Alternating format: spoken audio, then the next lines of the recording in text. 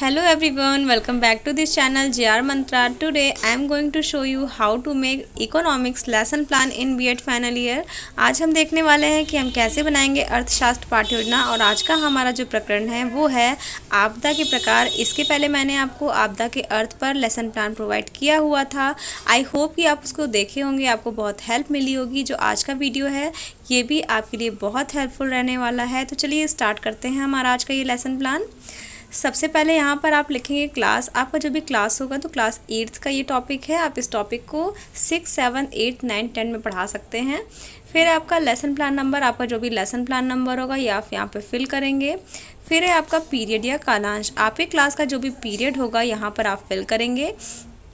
फिर है आपका सब्जेक्ट में यहाँ पर होगा आपका अर्थशास्त्र। और इसके बाद है आपका स्कूल, आपकी टीचिंग जिस स्कूल में लगी होगी आप उस शिक्षण संस्थान का नाम लिखेंगे।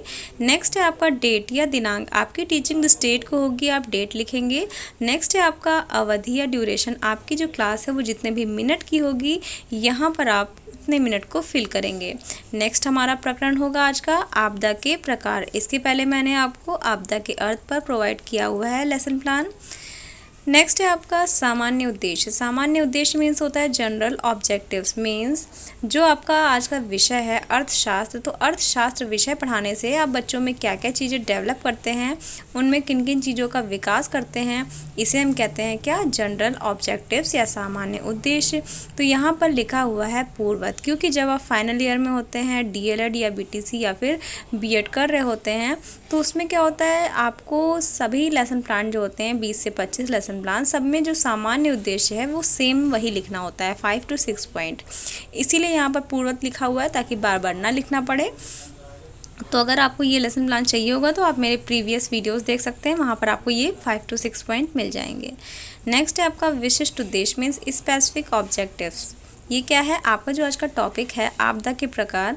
तो ये पढ़ाने से आप बच्चों में क्या क्या चीज़ डेवलप करते हैं, उनमें किन किन चीज़ों का विकास करते हैं, इसे हम कहते हैं विशिष्ट उद्देश्य। तो यहाँ पर देखिए आपके कुछ पॉइंट्स हैं। छात्र आपदा को समझ सकेंगे, छात्र आपदा को वर्गीकृत कर सकेंगे, छात्र आपदा का कारण बता सकेंगे। नेक्स्ट है आपका शिक्षण सहायक सामग्री मीन्स टीचिंग एड्स। ये क्या है, जो आप टीचिंग कर रहे होते हैं उस टाइम जो चीज़ें आपकी हेल्प करती हैं टीचिंग में, इसे हम कहते हैं शिक्षण सहायक सामग्री। देख लीजिए क्या है, ये है आपका चौक, चार्ट, डस्टर, लपेट, श्यामपट, पॉइंटर एक्सेट्रा। मीन्स जो जो चीज़ें आपको हेल्प करती हैं टीचिंग के टाइम उसी को हम कहते हैं शिक्षण सहायक सामग्री। अब है आपका आगे previous knowledge. Previous knowledge means होता है पूर्व ज्ञान। आप बच्चों से एक्सपेक्ट करते हैं कि बच्चे जो आपका टॉपिक है उसके बारे में कुछ ना कुछ बेसिक जानते होंगे, ठीक है। तो यहाँ पर देखिए छात्र आपदा की सामान्य जानकारी रखते हैं, ये आप बच्चों से एक्सपेक्ट करते हैं। अब है आपका इंट्रोडक्शन मीन्स प्रस्तावना। प्रस्तावना क्या है, आप बच्चों से कुछ इजी क्वेश्चन पूछते हैं जो उनके पूर्व ज्ञान से संबंधित हो और जो आपका आज का टॉपिक है उसका जो आप मतलब जो टॉपिक है वो बच्चों के द्वारा ही आंसर के रूप में प्राप्त होना चाहिए, ठीक है।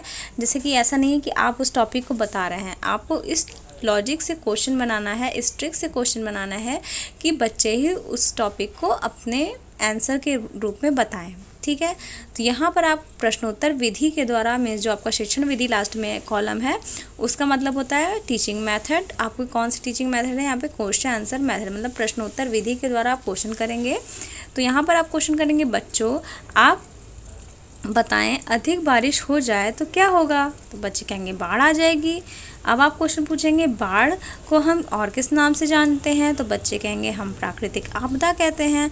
अब आप पूछेंगे क्वेश्चन की प्राकृतिक आपदाएं और कौन कौन सी हैं, तो यहाँ पर समस्यात्मक हो जाएगा।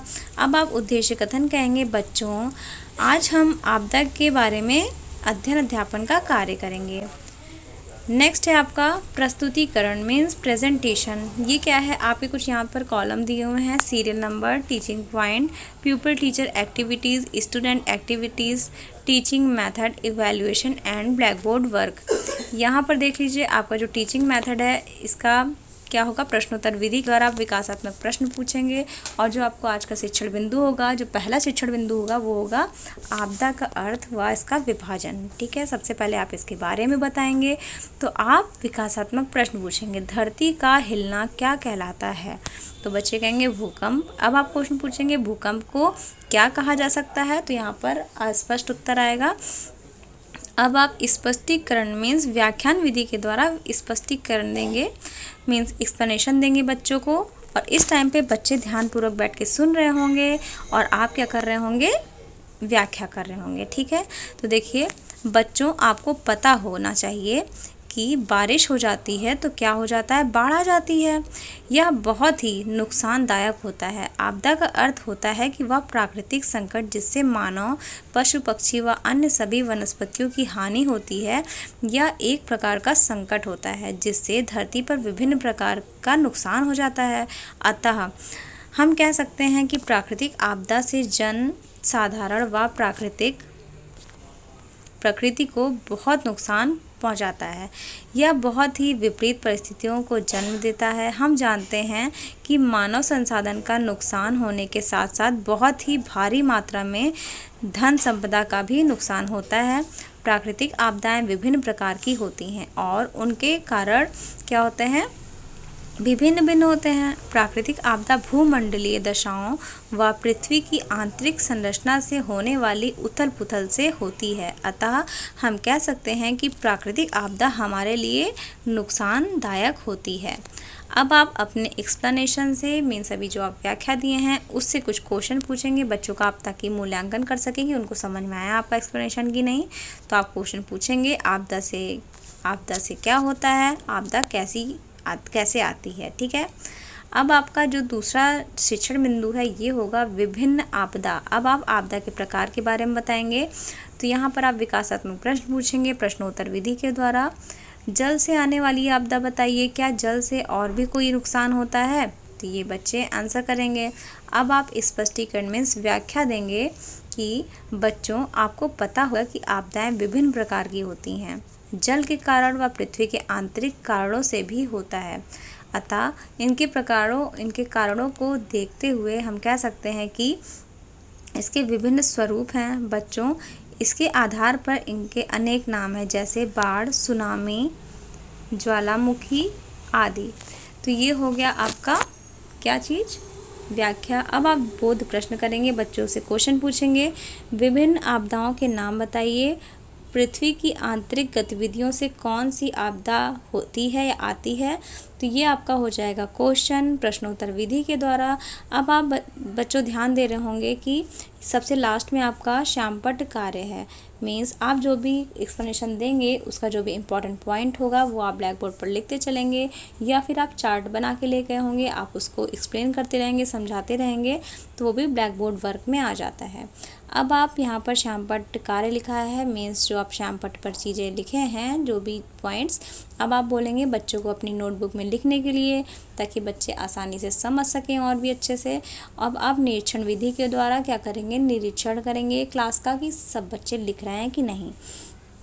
अब है आपका पुनरावृत्ति के प्रश्न। अब आप क्या करेंगे, आपका जितना भी एक्सप्लेनेशन था अभी तक शिक्षण बिंदु 1 और शिक्षण बिंदु 2 का, बहुत से मेरे पास कमेंट आते हैं मैम आपने 2 ही शिक्षण बिंदु करवाए हैं, तो आप उस जो भी एक्सप्लेनेशन है उसको 3 पार्ट्स में भी डिवाइड कर सकते हैं। जैसे कि आप यहाँ पर देखिए जो आपका पॉइंट था, आप सबसे पहले यहाँ पर आपदा का अर्थ बता सकते हैं, दूसरे शिक्षण बिंदु में आप इसका विभाजन बता सकते हैं, और तीसरे शिक्षण बिंदु में आप विभिन्न आपदा करके पॉइंट डाल सकते हैं। ठीक है, तो ये हो गया आपका 2 शिक्षण बिंदु, आप इसको 3 भी बना सकते हैं। तो मैं आपको बता रही थी कि पुनरावृत्ति के प्रश्न क्या होंगे। अभी तक आपने जितना भी शिक्षण बिंदु पढ़ाया है उससे अब आप क्वेश्चन पूछेंगे, बच्चों को इवैल्यूएट करेंगे, मीन्स मूल्यांकन करेंगे कि उनको समझ में आया कि नहीं। अब आप क्वेश्चन पूछेंगे, आपदा क्या है, आपदा का कारण क्या है, आपदा से क्या नुकसान होता है, आपदा से कैसे बचा जा सकता है, आप ऐसे भी क्वेश्चन करेंगे। ठीक है, तो ये हो गया आपका प्रश्नोत्तर विधि। अब आपका हो जाएगा गृह कार्य। आप बच्चों को होमवर्क भी दे सकते हैं। देखिए गाइस, आप क्या कर सकते हैं, जो आपका 3rd टीचिंग पॉइंट है उसमें आप बता सकते हैं आपदा से किस तरह से बचा जा सकता है, उसके बारे में भी एक्सप्लेन कर सकते हैं। तो आप होम असाइनमेंट बच्चों को क्वेश्चन देंगे, आपदा का प्रकार बताइए, आपदा को कैसे कम किया जा सकता है, आपदा से कैसे बचा जा सकता है। तो ये हो गया आपका असाइनमेंट। आई होप कि आपको ये लेसन प्लान समझ में आया होगा, इजी है, टफ नहीं है।